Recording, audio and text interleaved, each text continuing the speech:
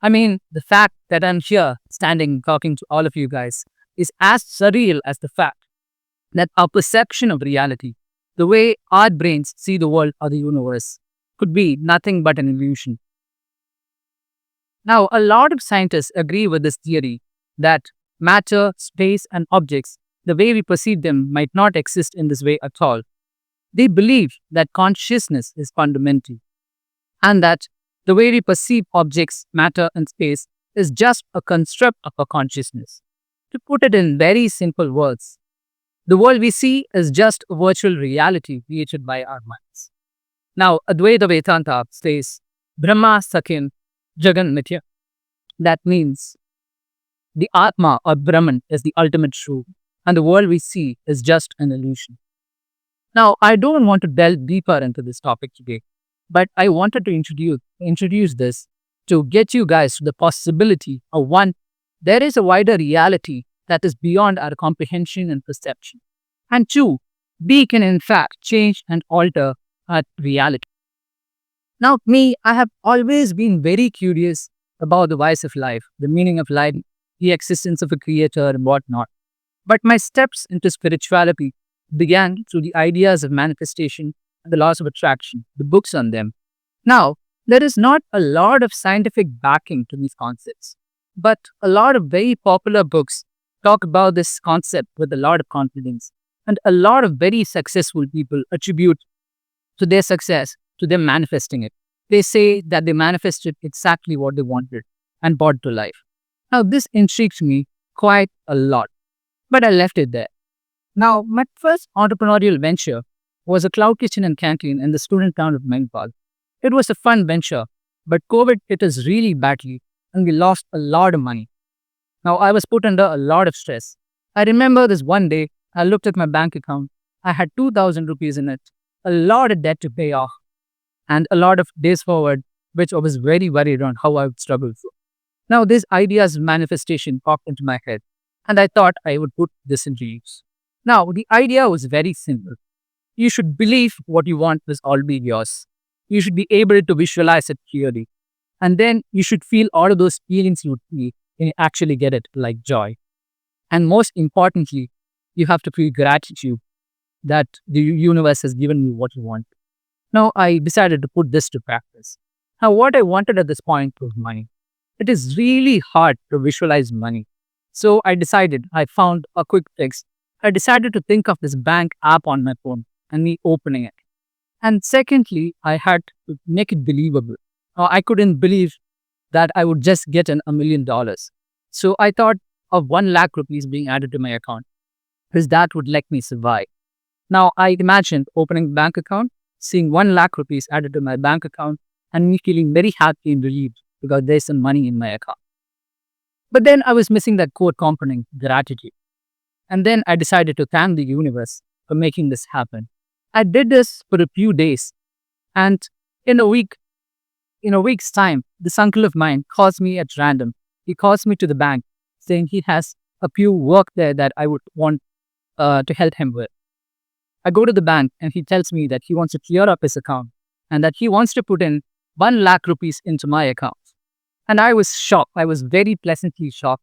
And I go back home that day. I open the bank account and he had transferred it to the same exact account that I have been visualizing. And there was exactly 1 lakh 2,000 rupees in my bank account. And that blew my mind. And then this magic kept on happening in my life again and again when I put in the right intentions towards it and then I made it consistent. Now, when this started happening, I wanted to look into this very deeper. I wanted to know about the mystical world a lot more. And then I wanted to also understand the huge potential of the human mind. So I started learning about meditation, meditative practices, energetic practices, and what humans are really capable of. And in the last few years, I have been really, really blessed to have some transcendental experiences where the idea of myself dissolved and I felt one with everything, where I felt a lot more closer to what is absolute. Now, that was one side of my life, the spiritual side. On the other side of my life was this entrepreneurial side. My tech venture had just started and I was just getting through the day solving business challenges, and software bugs day in and day out. I saw both of these sides as very two separate sides. The spiritual side for enlightenment and this entrepreneurial tech side where I could find material success. Now that I found was very wrong because both of them had to go one by one. What do you think are the core challenges that a software founder faces, but any founder for that matter? One, they need to make very quick decisions every day, and that could have long-term impact on the company with very less information and data. And two, they need to come with out-of-the-box solutions every day for challenging problems. And three, they need to find right people and to build them up. Four, to manage all the stress of running a big company and everything in it. Because being a startup founder, your hands are full filled with whatever is happening. And finally, it's about generating sales and revenue and finding the right business partners and to network with the right people. Now, I realized that all of these spiritual and mystical practices that I've been having could directly impact and solve these challenges for me. Now, what we can do is to start with meditation. When you think of meditation, what do you think? Do you think of this monk with a white long beard and white robe sitting and meditating? But that need not always be the case. Meditation is any process or technique that helps you be absolutely in the moment, aware. All that matters in meditation is that you let go of your thoughts, you let go of yourself and are present at that moment, at that very instant, fully aware of your existence. Now, apart from a very common notions of meditations, like focusing on your breath for largest stress and or chanting mantras and all of that, meditation could just be dance or music or just be walking for some people. But like I said, it's about being aware in that moment. Now, meditation, apart from a spiritual benefits and as a path towards enlightenment, can also improve cognition and has been scientifically proved. One, meditation trains your brain to concentrate for larger stretches of time. Now, this helps you focus on a single task for long stretches of time today, especially in this very disruptive world. Two, because now you're focusing on for larger stretches of time, you are able to remember things better. You are able to learn things faster. Now, meditation also enhances your creativity quite a bit because at this moment, your mind is free of stress and worry, and there is a lot of space for creativity to do. And then, very importantly, meditation also puts you in the state of mind where you make these random connections between otherwise irrelevant topics that helps you come with out-of-the-box solutions for problems. Now, as you can see, a lot of my problems are already solved with practicing mindful meditation practices every day. Now, with decision making, what I have found very crucial is intuition, this gut feeling that you get before you make a choice. Now, I have realized that when you practice mindful meditative practices every day, you align more towards your higher self each and every day more and more. And in these states, when you make decisions that are more aligned to what we really want in life, you'd start picking the right people, you'd start picking the right projects, and then you'd start hiring the right people. They might not be the best pick on paper, but then you would realize that you have picked right. You pick the person who your company needs. So intuition has played a major role in my life. And I see that it could benefit everybody as you actually trust your gut instinct and you align yourself with your highest self. Now, about the validity of manifestations, I'm not at a place to talk about it. All I can say is from my own personal experiences. But even in the worst case that it is not real, where you really believe that something is possible or you're going to be something, you build immense confidence in yourself to go ahead and pursue it. That is one. And then it sets off this chain of placebo, which is very scientifically proven.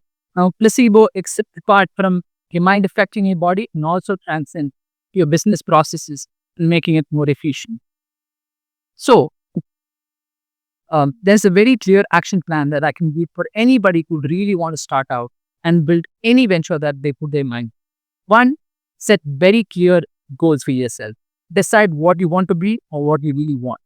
And then believe in potential of yourself to be that, to have what you really want. And then every day start mindful practices. Even very small amounts of time, at least 2 minutes to meditate every day. and that automatically will build up. And then set very clear intention for your day, for your week, for your month, for your year, and that piles up and piles up to you become what you really want to be.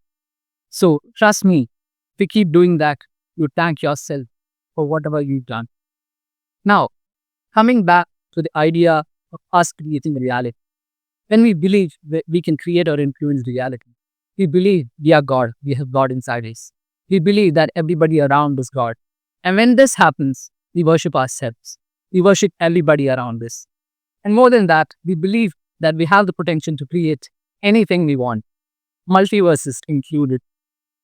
Now, very interestingly, this year, the beginning of this year, the first day, I sat for a long meditation session. And post that, I reflected on what I really wanted for this life this year. And one thing I really wanted was to do a TEDx talk this year. And when I visualized it, I visualized this famous orator, a psychologist, who was wearing a navy blue check suit. I was giving a TED talk. And here I am, wearing a very similar navy blue check suit. And if I can do this, so can you. So believe in yourself, keep at it, and I'm sure you can achieve anything the universe has to offer. Now, whether this be real or an illusion, I'm sure this illusionary experience has transcended some sort of value to all of you guys. Thank you for your time. Thank you.